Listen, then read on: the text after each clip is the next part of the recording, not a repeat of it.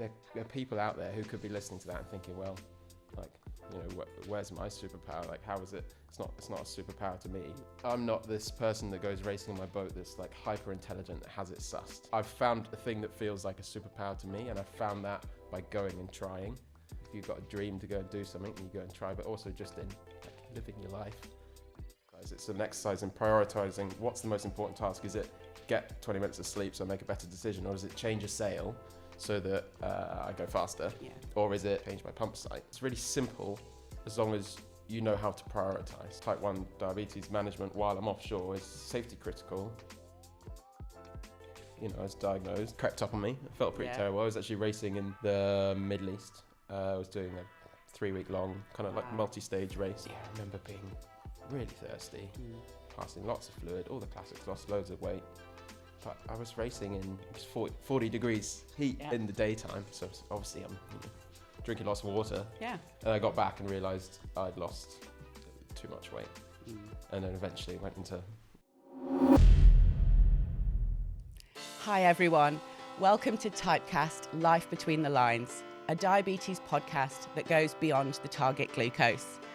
I'm your host, Natalie Balmain, winner of Channel 4's Make Me Prime Minister, Omnipod Ambassador, and General Do-Gooder of Diabetes.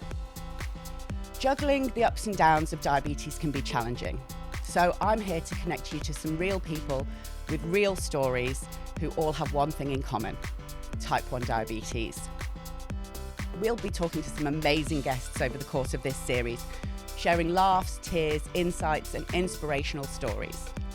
So whether you're a seasoned pro or newly diagnosed, I hope you enjoy the podcast. If you do, you can make sure to watch, download, listen, and subscribe on YouTube, Spotify, iTunes, or your favorite podcast app. I hope you enjoy the show. Typecast the podcast features real stories from real people living with diabetes. But of course, none of this should be taken as medical advice. Always seek advice from your diabetes specialist team before making any changes. Hi, Diabesties, and welcome to another episode of Typecast Life Between the Lines. Now, I know you've heard us speak to a couple of type 1 athletes before, and they all share very similar traits that help them to become successful in their professions. Things like passion, organisation, and just a general drive. But I think today's guest has to top the leaderboard for fearlessness, because not only is he a world record holding professional ocean racer, but he's set to become the first person ever with type 1 diabetes to sail around the world solo. Is he crazy? Let's find out. Introducing my friend, Jack Trigger. Hey. Hi, Jack. How are you? I'm good. Thank you for coming. You make me sound great. You are great. Look how cool you look. Thank you. You raised the bar on the corner, so... Well, yeah, you know what? I've come in Omnipod Mango today, so you can tell. So thank you for joining me today to have a little chat. For anybody who doesn't know you, can you just tell us a little bit about you, where you're from and where you grew up and how you got into sailing? Definitely, yeah. And I think it's worth mentioning, we've been trying to arrange this for like, for like 6 months. I have been trying to get Jack on this show forever. So this is quite a coup for me, ladies and gentlemen. Yeah, but I've not set myself up, because now you've had a few guests on the show and they've basically said everything that I have to say. I am very, very confident that that is not the case. Because let's face it, we've talked about this before. I mean, to do what you're trying to do you are a little bit crazy, aren't you?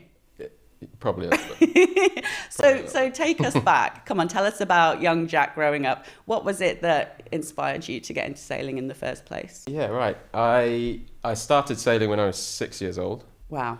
And usually, within the sport, usually it's something that gets passed down from your parents, or it is quite accessible. And certainly in, maybe not in like the Midlands in the UK, but certainly other countries, which, funnily enough, I grew up in Bedfordshire, a long way from the sea. Oh, wow. Okay. But yeah, my mum, I have a twin brother. We lost my dad when we were 6. And my mum's always been very adventurous. So she's always taken us to do things and encouraged us to do things. That. And I think she did a little bit of sailing when she was younger, but she certainly wasn't a sailor. But she took us to basically a local open day on not particularly glamorous. It's an old brickworks that had been filled in with water. It was like a little reservoir, and I just loved it. I just loved like what else can you do when you're 6 years old, where you're put in a boat, you're totally responsible. Yeah. Like, you're responsible for your actions. You have that kind of that freedom.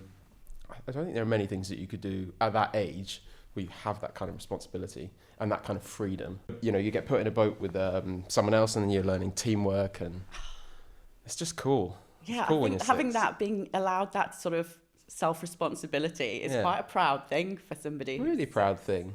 Yeah, and then it's a very technical activity. Yeah. It doesn't have to be, but I love the science of it, the physics of it, the technicality to it. So I fell in love with that, and then quite quickly I started racing.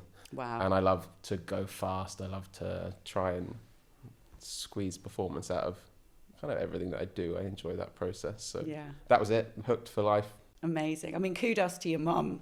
Sorry, I'm losing my voice. Kudos to your mum, because she was taking you quite a long way to get to places on her own, and then, supporting you in that journey to start racing as well. So, yeah. I mean, I like to go fast, but it's usually cars. I like fast cars. I like motorbikes too. So how old were you when you started racing then? I probably started racing like 8 or 9. Wow. And then seriously, when my mum moved us to France when we were 10, and then we moved back when we were 13, 14. And then I got into it quite seriously then. We have great pathways in the UK because we're quite successful in dinghy racing at the Olympics. There's funding, there are pathways. So I got involved in all that. And I kind of raced all through my teen years. I raced while I was at school. I'd be away racing every weekend and was part of squads, national squad training, funded training, all that stuff. And and then so that was dinghy racing like we do in the Olympics, and I was really into that, really in that pathway, and that was kind of the dream.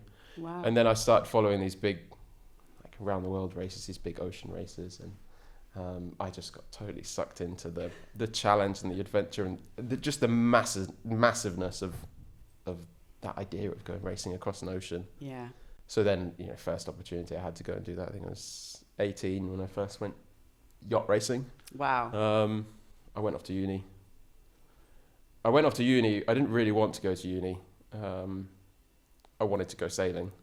Yeah.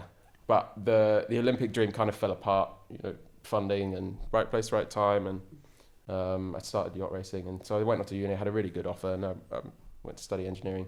And I like engineering, so it was a cool thing to go. So it's a nice blend, I guess, there. Yeah, and I figured that studying engineering and would, the stuff I'd learned doing that would actually support my career as a sailor. And so I lasted a year, and then I left to join a team. Amazing. Yeah.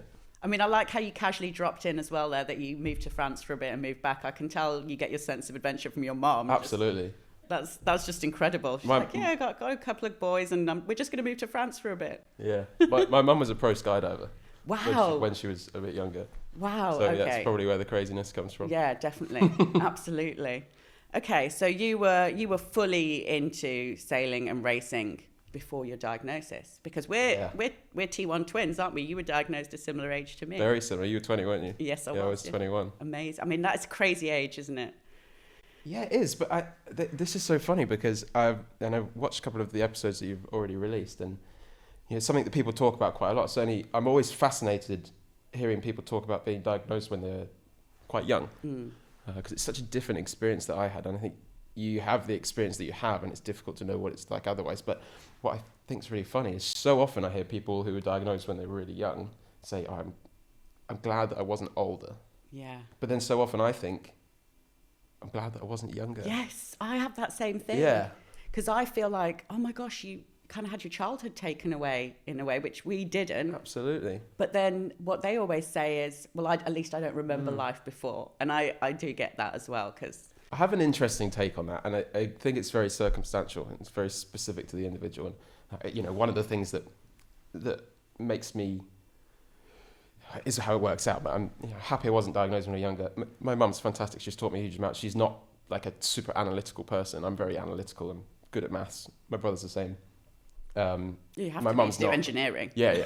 My mum's not like that. She has lots of other fantastic qualities. She's not like that. So if I was at an age, I think, where she would have taken I think that would have been really hard.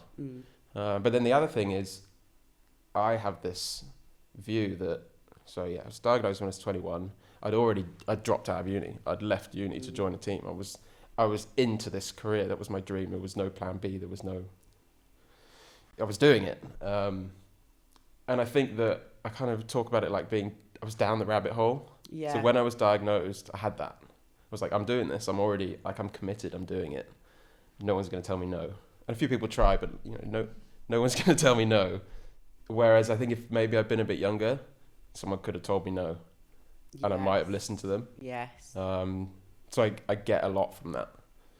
Yeah. I mean, I think that speaks to you personally, though, because that drive and that determination to just keep following through with it. Obviously, you had such a passion for it. You're like, no, I'm not letting this go. So I guess that kind of helped you cope in a way. There wasn't that same... a lot of people who were diagnosed older, myself included, talk about sort of grieving for a life that you thought you were going to have, and then it's changed. Luckily for me and a lot of people, our lives pivoted in a way that I think is actually... I always say I'm doing something far greater than what I imagined for myself beforehand. Yeah. So whilst there was that grieving process for me, I always go, I wish I could tell me at that age that it's not going to be a bad thing necessarily. But for you, maybe you just didn't have that process because you were like, no, I'm going to live this life. Yeah. I didn't grieve. I have moments, still have moments. I didn't grieve. And I feel very lucky to have had that experience.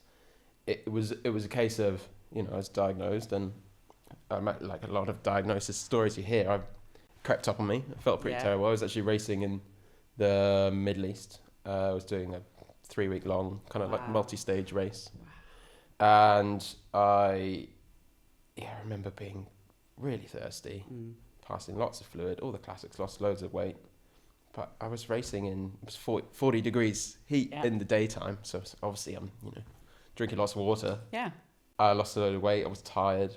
It's a hard race. And I got back and realised I'd lost too much weight. And then eventually went into hospital in DKA. But yeah, as soon as I went on insulin, I was put on a drip overnight, saline drip overnight, and I just felt my body like inflate. Yeah. Was it like, because I always say this for me as well, because you mentioned it crept up on you, I say the same thing. I didn't realise how bad I felt until I felt better, and I went, oh, yeah, this is what normal feels. Yeah, you don't know. No. So I had that, and so it was kind of like a positive start to the whole thing, because I was like, oh, I know the deal. Yeah. This is great, I know the deal. Yeah. And then I had to figure out what to do next, but I've always been a very forward-looking person. I don't think... I think there's a danger sometimes of like creeping into delusion. I've never been like that. I'm very analytical. So you take the problem and you figure out how you're going to tackle it, and it might work out. It might not. You might learn something. Yeah, but you iterate. Yeah, absolutely. So I guess that also helps you with racing, with ocean racing. Oh, I could talk about this for hours. There are you wouldn't look at if you know anything about ocean racing, you wouldn't say, oh, solo ocean racing, managing, living with type 1 diabetes, basically the same thing. I mean, it's not a thought that had crossed my mind. But seriously, so much crossover. Wow. They're two things where you're dealing with a huge amount of uncertainty, a huge number of uncontrollables. You're trying to get to this finish line, which at times when you're racing across an ocean, is too far away to be a focus. Yeah. You think about like serious endurance sport. If you go out on a 5K run, you're like, I can see the end. I'm focused on the end. I'm racing to the end. I'm running to the end. When the end's like 2 weeks away, and it gets really hard, you can't use that. No. Which is a lot like living with, there's no end in sight. Yeah. So you have to figure out all these strategies, all these ways of dealing with that, all these ways of dealing with those uncertainties to keep driving forwards. Keep moving in the right direction, accept the things that don't work out, and just keep going, basically. It's like a really good analogy. Yeah. I love that. It is. I love it. But like totally unexpected. Because yeah, I suppose this must happen in ocean racing as well. Like sometimes things go wrong, but it doesn't mean it's the end of your race, right? You just have to go, okay, this has gone wrong. This is how I fix it and get back on track, right? Is that? Yeah, sometimes would be nice. Stuff goes wrong all the time. All the time. Wow. So, okay, that brings me nicely into your upcoming feat, because obviously a lot, some of the racing you do is solo and some of it is team based. At what point did you decide, I really want to go around the world solo? Oh, wow. At what point did I decide? I'm a loner. No. I mean, I feel like I relate to that. Yeah. No, I started racing with teams. Well, that's not true. When I was younger, racing dinghies, I raced on my own, but I started racing bigger boats and offshore ocean racing with teams. And there's this race called the Vendée Globe, which is a solo around the world race. And it kind of, as I was kind of coming up through the ranks, there was a bit of shift in the kind of boats that they sailed in, and it became the pinnacle for me, in my view, of the ocean racing world from a technological standpoint. Yeah. The boats they were racing in, for me, became the coolest boats in the world. And that was what drew me to it. Wow. Because I love the technology. And so I started toying with the idea of going racing on my own. And I think it's the kind of thing where you don't know how you're going to do with it until you do it. Because it's just a whole different thing. You sail a similar kind of boat, but this kind of boat that you might sail with 8-10 people, you're sailing on your own. But the big shift is it goes from becoming a very physical challenge to a very mental challenge, because it's about, there's no one to support you when things get tough. You can't get off the boat and stop. You push physically as hard as you can, but there's only so much you can do. So you have to really know how to manage yourself and to manage your energy and your energy expenditure. So it's a totally different thing, and I fell in love with the idea of it, and I went and did it. I managed to put a project together. And the hardest thing about solo racing really is building the projects, because there aren't teams out there that employ solo. It's not like Formula One where you employ. If you want to go racing on your own, you've got to build the project. You've got to get sponsors on board. You've got to figure out the funding. You've got to do all that. So I managed to put a project together, and I went and did it, and I just loved it. Yeah, not for a minute did I ever struggle with being on my own. And it's a very different. I still love racing with teams. Yeah, it's a very different challenge. So I mean, you've talked about all of the technicalities and difficulties of it for a normal person, but let's not forget the Type 1. What was your plan? How do you deal with things like having a hypo when you're racing on your own? Yeah, it's not like it's an extra thing that I have to deal with. It's not like another thing. It's like, it's such a challenging thing to go and do to start with. And you have so many challenges to manage that it just felt like it was just another one. I love that. And in a way that, it's not like, oh, it's suddenly too many. It's such a shoot for the moon anyway to go and try and do this, that it's a little bit harder. I may as well go and do it. And that really has kind of seen me through, because you go and if you want to go and climb Everest and you've got no mountaineering experience, you don't go and climb Everest tomorrow, do you? You get some mountaineering, and if you do, you're probably not going to do very well. Yeah, I mean, I'm just having flashbacks to the time that I did one of Gavin Griffiths' marathons with him with no training, and limped like the last mile. Well, I was only supposed to do half a marathon, right? But I didn't know where to meet him, at what point he'd be at what point. So I thought, well, if I start at the end and walk backwards, I'll meet him somewhere and I'll just race the end with him. But the problem was, by the time I met him, it was like the halfway point. So I'd walked half a marathon this way and then ran it back. It doesn't sound like you at all. I went into work limping the next day, and of course I'd not told anyone, because I was just, I'll do it on a whim. And they went, why are you limping? And I said, I ran a marathon. Yeah, a casual marathon. Yeah. And of course that was the one day of the year where it was 31 degrees in Manchester. It's never been 31 degrees in Manchester before or after that. And yeah, there was a point where we were coming uphill out of Stockport, and I just thought, why have I done this? Yeah. But you have those moments, whatever you're trying to do. It's a challenge. But no, a normal person wouldn't just go and do something like that. Natalie, however. No, but you know what I'm saying. Absolutely. And so for me, it was learning. It wasn't just, I've got to go race this boat on my own. I've got to figure out that I can actually race this boat on my own, and I've got to figure out that I can get the project together and get to the start of that, and then start with a smaller race, do a bigger race, and a bigger race.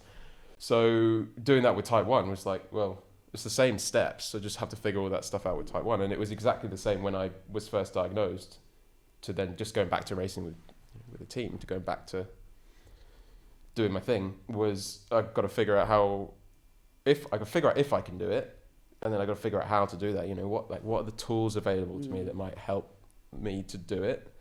How are people going to respond to it? All that stuff. Yeah. And you just got to start.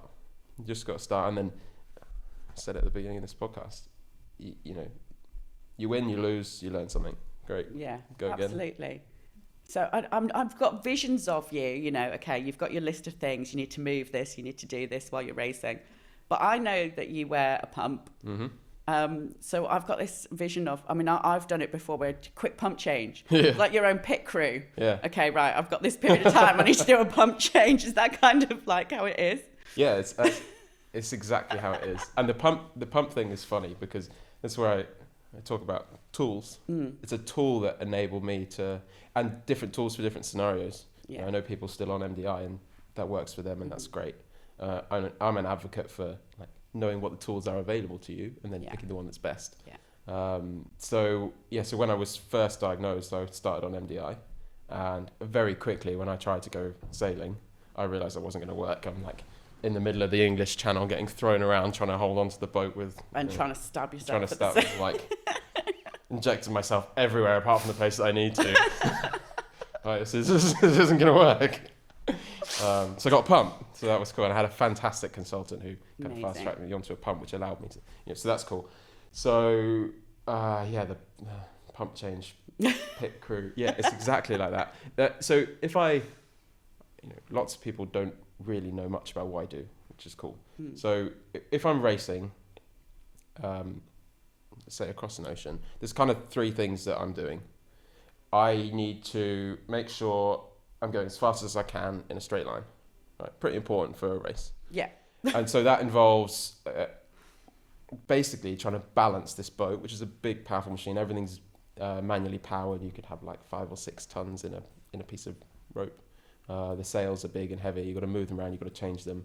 And it's not it's like a racing car, right? So it's designed to be fast, which means that it's performance window is quite narrow. Right. And that when I talk about performance window, I'm talking about matching the stability of the boat to the external conditions that you have, the wind and the waves. And so if you're in that window, you're great. That's just sounding like... Yes. To me already, I'm trying to not get too tight. So you're trying to keep this platform, this thing balanced, right? In this really fine window. And so if the conditions change, which they're always changing, the wind or the waves, you could end up out the top of the window, which means that the boat's uncontrollable and going to crash or break something. Or you end up out the bottom of the window where you're going too slow and you're not going to win. So you're constantly trying to adjust things, whether that's adjusting the shape of the sails, if you've got hydrofoils on the boat, the angle of attack of the hydrofoils, the control parameters of the autopilot, which is steering the boat when I'm on my own, which isn't as great as it sounds. Right, so you're doing all of that. And then the second thing you've got to do is you have to go the right way. So, that's also pretty important. Yeah, so it's easy to think if you're racing across an ocean, A to B, straight line, fast. It's not like that.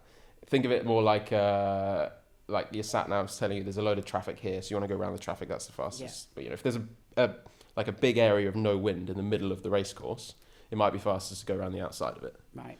So we use computer software to download weather forecasts. Okay. Combine them with theoretical models of the boat, performance models of the boat that we have in the computer, and then to map out the optimal trajectory that we should be sailing based on those weather forecasts. The problem is, as we all know, weather forecasts aren't particularly good. So you're trying to balance... It will not be a hurricane. Yeah. Oh my God, it's a hurricane. So you're trying to you're trying to basically risk manage. You're trying to decide which forecast you think is best, risk manage the strategic options, and go the right way. So you try and do that. And then the third thing you got to do is it's a management exercise. Yeah. You've got to manage yourself and you've got to manage the boat. So all the while you're doing those two things, you've got to make sure you're sleeping enough. And that's basically a fine line between, if you're asleep, you're not doing number one, which is making the boat go fast in a straight line, so you're probably going a bit slowly. But if you don't sleep enough, you make bad decisions. And if you make a bad decision, that could be anything from going the wrong way, which isn't great for your race, to making a bad decision, which in the middle of an ocean, in the middle of a storm, could be a more serious situation. So you've got to do that. You've got to do things like feed yourself. Yeah. And then you've got to look after the boat. And we're racing, a lot of the time, they're prototype boats designed within a rule. Okay. So, like dimensionally constrained, but within that we can kind of do what we want. So all the boats are the same length, and but they're all slightly different. So they're prototypes. So you design it and you build it to the limit of what you think is reasonable to try and make the fastest boat possible. But that means that in the middle of the ocean, in unpredictable environments, stuff breaks. So you've got to be constantly monitoring what's breaking. You've got to be fixing stuff that's breaking. I mean, right now, what I'm hearing is you're a navigator, you're an athlete, you're an engineer, you're a meteorologist, and you're your own doctor. Yeah. You have to do everything. And you said you dropped out of you. Yeah, I did, yeah. I'm not qualified for any of it. I mean, this just sounds... I'm just trying to wrap my head around. Some days I'm struggling to do like one thing and look after myself. Can we come back to that? Because remember that. We'll come back to that. Because I think that's really important. So pump site change. Pump site change. Yes. So it's part of this, like all these things that I have to do, and you can't possibly do everything that's there. It's too much stuff. Yeah. So it becomes a management exercise. It's an exercise in prioritizing what's the most important task. Is it get 20 minutes of sleep so I make a better decision? Or is it change a sail so that I go faster? Yeah. Or is it change my pump site? And it's not easy, but it's really simple as long as you know how to prioritize. So for me, type 1 diabetes management while I'm offshore is safety critical. When it's important, it's number one. Mm-hmm. And there's a little bit of, you have to be careful you don't get yourself stuck in a situation where you've got to do two things you can't do. Yeah. So there's a little bit of planning ahead. If you expect like a really important strategic moment to be coming up where you need to be not doing that stuff, then you do it early. But then again, you might do the same with your sleep. You might bank some sleep early so that you don't sleep for 36 hours so you can push extra hard. Wow. But if I've got to do a pump site change, if I've got to treat a hypo, I treat the hypo. Yeah. Right, that's number one. So it sounds simple, but that's just like an overarching strategy that works. And it's the parallel between ocean racing and diabetes management. Like that strategy works for me while I'm racing. It works for me every day. It's great. The thing that I think is important to circle back on is, you mentioned it briefly there. Struggling. I still struggle. Yeah. And less when I'm racing.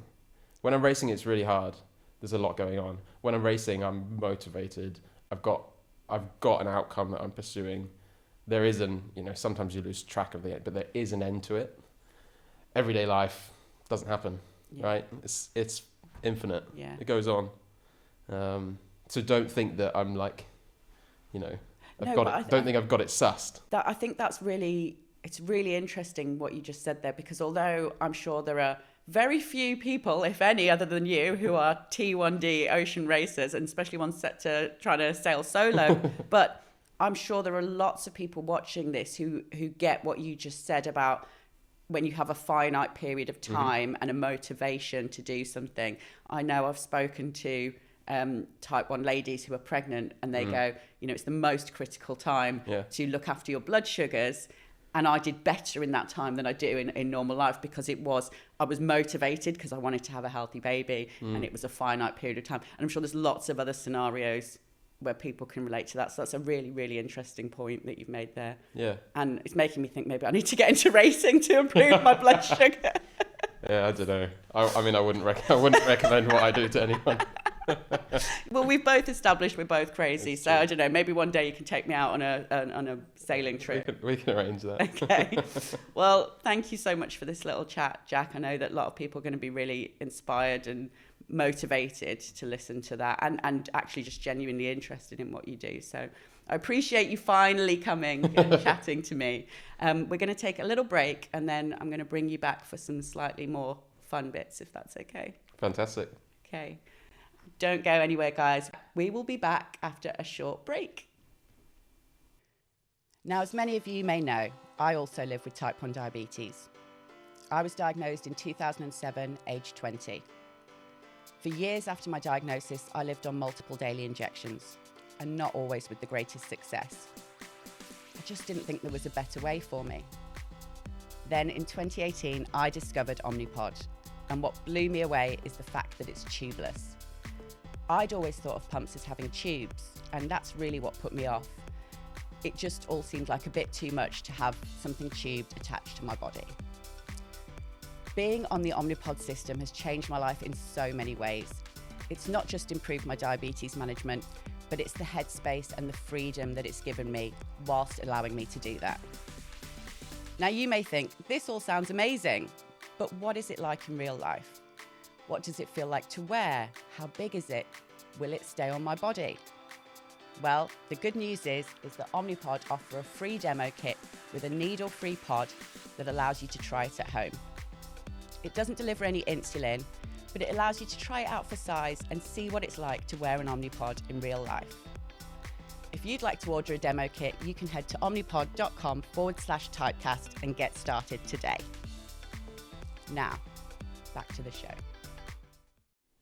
Hi, Diabesties, and welcome back to part 2 of today's episode with my friend Jack Trigger. Hey, Jack. Hey. Thanks for not running away. That's right. I'm still here. It's the jelly babies on the table that kept me here. That was just for you. Yeah, I know. No, they're your favourite.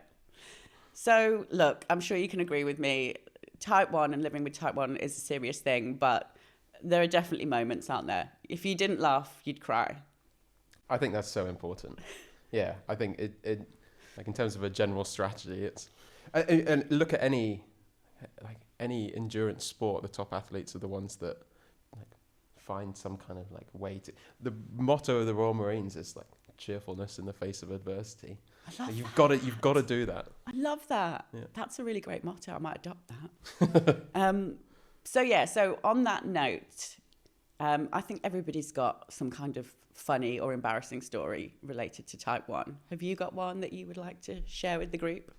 Yeah, I do. I've racked my brains for it, and I don't have that many. I wouldn't say they're funny. I've got a story. Okay, I'm going to tell a story. Okay. So I'm racing across the Atlantic on my own. The first time I've raced solo across the Atlantic. It's a big deal. I'm 24, and it's a hard race. 18 days, alone on my boat. We sailed through 3 ex-hurricane depressions. Wow. Like 50% of the fleet didn't finish. This isn't sounding funny so far. I told you before we started filming, I'm not a funny guy. Yeah, so and it's just such a weird experience because you start and there's like thousands of people at the start. It's like 2 million people through the race village in the 10 days before the start. There's helicopters, live. And then you're on your own for 18 days. Get to the finish line, and this race has this really nasty finish where you sail all the way across the Atlantic to Guadeloupe in the Caribbean, and at the end of the race they make you sail all the way around the back of Guadeloupe. There's a big wind shadow. There's no wind there.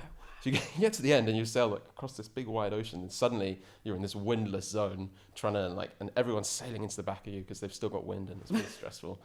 And you haven't slept in days, whatever. And then the last couple of hours, I'm heading into the finish line, and these boats start appearing, these ribs start appearing. And the first time, I have this really weird feeling. I'm literally on my own for 18 days. I'm I get really self-conscious about these people watching me, and I'm in 8th place out of 120 boats. Doing well. I know what I'm doing. Get to the finish line.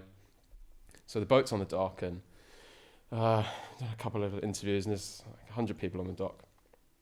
And in Guadeloupe, they have this traditional drink called tea punch.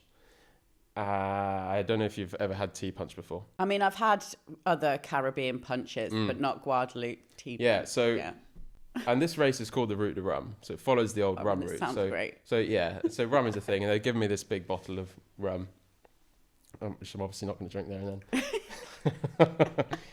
And haven't slept. I'm dehydrated. I've like lost 5 kilos of weight across this race. There's all these people in front of me, and also predominantly trying to speak to me in French, and I speak a bit of French. I speak conversation, and I'm really tired. And they hand me this glass, and there's like 2 people with this fruit basket and these flowers next to me, and I'm on the boat, and all these people on the dock. They give me this drink of this thing called tea punch, and I didn't know what it was. And I'm in like a daze of all these people. I haven't been on my own for 18 days. And in hindsight, I think what I was meant to do was drink the whole thing. And I basically took a sip, and I'm exaggerating, I basically just spat it out. There's all these, because I realised on the sip of this tea punch that it's neat rum and sugar, sugar water. Yeah. And I'm like... Yeah, that's the last thing you need is a dehydrated I'm dehydrated. I haven't slept. I live with type 1 diabetes. Alcohol, sugar, water. And I felt terrible. And then they're like, "Are you not going to finish that?" And I'm like, "Oh, is that like an insult to there?" I think it was. I think they got it. I do think they got it. But yeah, it was just it's not that funny a story, but... No, but actually, I want to see is it on video? Can I see it on video of you spitting out the... So anyone that's seen me talk is probably... I tell that story. And I've got some freeze frames of me, because it is all on video, and I've got some freeze frames of my face trying to drink something. I'm making you send that to me later. It is pretty funny. But it was also just this reminder of like, okay, I've just done this massive challenge. Yeah. First person with type 1 diabetes to sail solo across the Atlantic. I've done it. Yeah, the thing is still there. Yeah. The challenges don't stop here. The harder challenge was drinking the tea punch. Yeah, exactly. That is brilliant. I love that. It's not an advert for tea punch. It's not. I mean, I'm sure it's a lovely drink, and I like rum. I like sugar. Just in that scenario, it was not what you're not expecting. Not ideal, no. Okay, right. Well, thank you for sharing that, but I'm not going to let the fun stop there, if that's okay. Of course. In front of you, you'll find some cards. You can take them out. I'm going to give you some quick fire questions. Although they don't have to be quick, because we can expand on them if there's anything you feel warrants explanation. But what I would like you to do, you've got a camera just in front of you. Okay. Each one I ask you, each card is double-sided. I'd like you to hold up your answer to the camera and say it as well, please, for our Spotify. So you know the order of all. I know the order of all of these, so I'm just going to read them out, and you can. Right, okay. They're in order for you. Okay. All right. I think the first one's pretty easy. MDI or pump? Yes. Oh, can you say it as well, please? Pump. For our audio listeners. Thank you. Thank you. I mean, I think they probably worked that one out. Yeah, but you know the answer. Yeah. That was easy. We're going to build up. All right. Finger pricks or CGM? CGM. Yes. I don't think anybody has said finger pricks yet. We've had a couple of MDIers, which is fair enough, but no finger prickers. All right. This is a hypo-related question. Sweets or juice? Sweets. Definitely sweet. You're a sweets guy. Yeah. See, I like juice, but juice is hard to carry around with you in your handbag. So I struggle with it. Yeah. So I struggle with it because I think it's too fast. Maybe I just haven't sussed it out. It's because I'm used to sweets, but I struggle with... Or maybe I'm just leaving my hypos too late and then I need fast juice. It works. That might be the problem. It works in a squeeze. Okay. In a squeeze. That's terrible. Okay, TikTok or juice? TikTok or juice? I'm still thinking about that in a squeeze. TikTok or Instagram? Instagram. Yes, thank you. I'm not young enough. TikTok or juice? Yeah, no, I don't know what it is about TikTok. I just can't. I don't have TikTok. I got it, but I don't use it. Yeah. And I just get notifications all the time saying you've got messages and I just never read them. Yeah, that's my life. Speaking of messages, call or message? Message. You're a messenger. I'm a messenger. Yeah. I get nervous talking to people. No, you don't. You've just chatted to me for like half an hour. Yeah, I've been trying really hard. Thanks. All right. Eat in or dine out? That's a hard one. That is, isn't it? Yeah, eat in. Is that just because you prefer to cook, or is it easier to count your carbs, or? Because I don't like people. No. I'll be honest. I like both at the right time, but I default to staying in. Yeah. Yeah. Yeah. I mean, I do like to eat in because I like to cook. Yeah. I have to say, I'll probably still guess my carbs either way. But yeah, I like to know what's in my food. And it's really hard when I'm in the US because they have a real culture of eating out all the time. And I just, I find that's definitely a thing. When I'm away racing with a team, and a lot of the time we eat out as a team and we'll have meals together as a team, and it is really hard. It's really hard to know what's. And I kind of like you. I'm not super precise with my carb counting because I don't think that works for me. Yeah. Because there's so many variables. I think it could be super precise about my carb counting, then my carb ratio has probably changed or my insulin sensitivity has changed. So I like to get it in the right ballpark and then correct from there. But yeah, eating in definitely takes something out of that equation. Yeah, I agree. Okay, next one is about pizza. Worth it or never? Worth it. It's totally Always worth it. Pizza is always worth it. Come on. I mean, I love pizza so much I could be a Teenage Mutant Ninja Turtle. Yeah, I can see it. Which one would I be? I mean, today I'd be Michelangelo, right? In this go with that. In this colour. I always wanted to be Raphael. I thought Raphael was the cool one. Yeah. Okay, we were just talking about it. Calculate or guesstimate? Guesstimate. Yes. Because I think that's the right solution for me, because I like to calculate things. And I calculate if I've eaten food out of a packet because it's easy. Yeah, sure. Just tells you. Yeah. It's not really a calculation if it just tells you. I'm like, yes, it tells me it's 50 grams. I'm going to calculate that's 50 grams. It's reading, Natalie.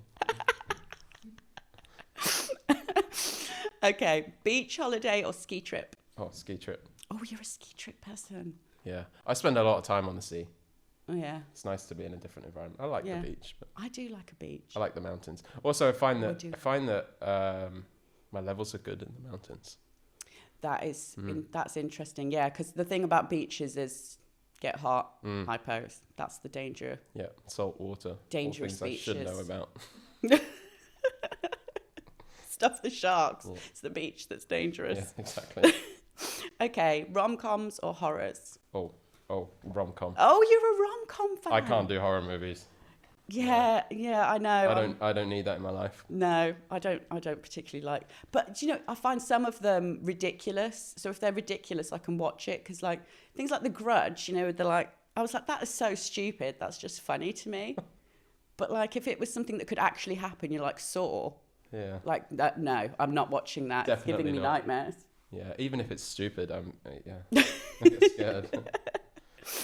Okay, this next one is about your CGM readings. Okay. Do you share or do you go solo? Do you keep them to yourself? No, I'll share. Okay. And I won't push it out there. not broadcasting. Although I think it would be cool to do a race in the future where I like share everything in real time. I think that would be really cool. That would be really cool. You could just have like live updates and people following. You could have two screens, one where they can see you on the boat, and one where they can see your blood sugar readings. It's in the works. It's going to happen one day. But I think it's important to share. I've done kind of never really struggled with this, but I think it's important. I've done a lot of work on, trying to like disconnect that feeling of like your self-worth from, maybe that's not the right term, but from the numbers, right? Yes.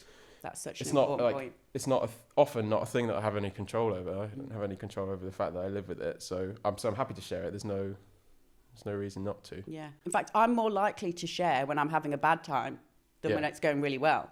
Yeah. Because I'm kind of going, well, look, guys, we see you guys who always have perfect sugars. Yeah. Like, no, I think people should know. No. Like, it's really easy to look at somebody, especially on social media, and go, oh, the highlight reel, look how perfect and wonderful their life is. I'm like, it is not. Yeah, exactly. Although I'm not, I wouldn't share it on Instagram. I wouldn't do that. No, I'm not I on know Instagram. people that do that, and I see Yeah. it. And sometimes, and I appreciate the sentiment. Sometimes people are trying to then share the bad days as well as the good days. And I'm like, every day is so different. That just sharing one day for me. Yeah, I don't like to take pictures, but I certainly do talk about it when people are talking about it. Yeah, exactly. Yeah. Exactly. And I do share it with my dad and my stepmom. They follow my CGM readings. That's good. Which is really hilarious because they still, if I have a hypo in the middle of the night, they still like wake up and ring me, bless them. That's sweet. I joke that I'm in my 30s and still giving my parents sleepless nights. Yeah. Well, It never ends. exactly. Okay, last one. You've been a superstar with this. HbA1c or time in range? Time in range. Yes. Time in range. I think time in range is super important. I think there's a lot of thinking shifting away from HbA1c, and HbA1c has been really important because it's such an easy metric to measure before CGM. Yeah. Time in range is very difficult to measure before CGM, but now I think time in range is so important. You can have a good HbA1c, but if you're all over the place. Do you compete? Do you compete with yourself? Do you look at your weekly percentage or daily percentage and compete with it? I do sometimes. I wouldn't say I compete with it. I don't think that would be good for me. No. I try and, I'm trying to disconnect a performance idea from it. I'm trying my best. I can't compete with myself at all because I'd just be disappointed. Yeah, I do every now and then. I get sucked into it. When you get really close and you're like, you get really close. You're like, tomorrow I'm going to do it. I've had an amazing day. I'm on 98%, which never happens. I'm No. I'm 98%, and I can see that high is 23 hours ago or whatever. And so I'm like, if I just do another hour, I'll get to 100, and then it never happens. And then I'm always disappointed. So it never works out for me. Yeah, we have enough to be disappointed with in life. We don't need that. We don't need that at all. Precisely. Oh, thank you so much for doing No, that. it was great. Okay, and before I let you go, we always like to finish our shows on a positive note. Yeah, you don't have to laugh, it's fine. It's been a long day. No. So have you got any sort of inspirational words that you'd like to share? Whether it's a motivational quote or advice you'd give to somebody newly diagnosed, or even advice for your younger self? Yeah, I do. I didn't come prepared with a quote. I don't read enough. I really like this idea, and I've listened to a couple of your podcast episodes, and a couple of people have already spoken about this, and I think I hear more and more people speaking about this idea. And so when I was on my way here this morning, I was wondering whether this is other people have spoken about it, so maybe I should find something else. But then actually I thought, so it's this idea that diabetes is my superpower. And so maybe that's not that original now, but I think the fact that more people are saying that is only a good thing. Absolutely. Because it means that people are hearing it. And for me, it's real. It's real. Yeah. Diabetes takes stuff away from me, 100%, but it gives me stuff. When I'm racing on the boat, I talked about those three things: go fast, go in the right way, managing. I have this extra level of personal management. I have this whole extra experience in personal management that none of my competitors have. Yeah. I'm totally in tune to what I need and when I need it in a way that they aren't, because I have to be, because I do it every day. That's a superpower. That is a competitive advantage. And there's other stuff that's taken away from me. So I don't, overall, maybe I don't have an advantage. Maybe I do. It's just different. And I lean into being different, because if you put yourself in a corner, then you have your day. Nobody puts baby in a corner. Nobody puts baby in a corner. No, but I really like the way that you frame that, because, I love it as well. It's something I say. I've heard more and more people say it. But actually, the way you framed that was slightly differently, because, a lot of people frame it as, I'm doing this, and that in itself is a superpower. But I like that you just said that actually it kind of gave you a level of training that helped you in another way, that helped you with your sailing. Yeah, it's real, and I found it. I think the other thing I'd like to say is that I think there's something that's more important than that, which is that's great. If you can find it as your superpower, that's great. And if that resonates with someone, then that's awesome. But I think for someone, when I was first diagnosed, there are people out there who could be listening to that and thinking, well, where's my superpower? How is it? It's not a superpower to me. And so I think if you can just try something to go looking for it, then maybe you'll find it. And it's this whole, win, lose, or learn something. I'm not this person that goes racing on my boat that's like hyper intelligent, that has it sussed. I'm not. I've found a thing that feels like a superpower to me, and I've found that by going and trying. And I found that by going and trying and learning and doing something different, doing something else, getting better. And that can be in, if you've got a dream to go and do something, then you go and try, but also just in like living your life. Yeah. You go and try stuff, and you just got to go and do it, and then you'll find it. So I think if you feel like you don't have it, you feel like there's something that you can't see, that's not the point, because you will find it, and it's a frame of mind thing, and you find that just by trying. And so I think that for me is the most important thing. And if I could tell my younger self something, it's that, which is just go and try. Yeah. Amazing. Thank you so much, Jack. That was absolutely amazing. And thank you again for joining me today. If there is anybody listening who would like to follow you online, where can they find you? Yeah, Instagram, Trigger Sailing, my website, triggersailing.com. You'll find me. I'm around. Thank you so much. Thank I really you. enjoyed it. It's been great. Thank you. And guys, if you have enjoyed watching Jack today, then make sure you hit that subscribe button, because we have got more guests every week with amazing stories to tell. And until next time, guys, keep being fearless, just like Jack.